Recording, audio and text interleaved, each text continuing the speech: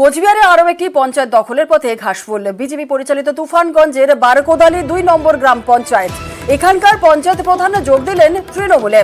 গত বছর 9টি আসন পেয়ে পঞ্চায়েত গঠন করে বিজেপি। তৃণমূল পায় 7টি আসন। পঞ্চায়েত প্রধান দলবদল করায় এখন 2 দলের সদস্য 8 জন। দ্রুত এই পঞ্চায়েত দখল করবে তৃণমূল দাবি নেতৃত্বের। পঞ্চায়েত প্রধানকে পাল্টা অপহরণের অভিযোগ বিজেপি বিধায়কের।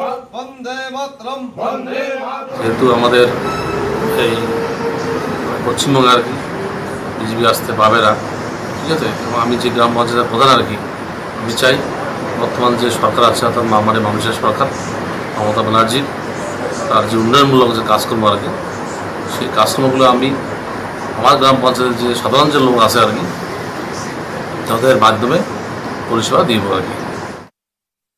তাকে অপহরণ করা হয়েছে মানসাই থেকে। এফআইআর তার বউয়ে করেছে। জোর করে তৃণমূল কংগ্রেসের পতাকা হাতে দেওয়া হয়েছে। তৃণমূল তো অনেক কিছু হুমকি টুমকি দিয়েছে।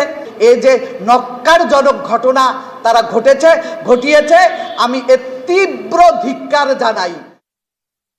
বাবলুকে পেয়ে আমরা আপ্লুত এবং তাকে আমরা দলের কাছে এবং এখানকার যে মানবিক সহায়তা প্রকল্পগুলো মাননীয় মুখ্যমন্ত্রীর আছে সেগুলো যাতে এই গ্রামের সব বুথের মানুষ পায় সেই বিষয়টা উনি পূর্ণ সময়কাল ধরে দেখবেন।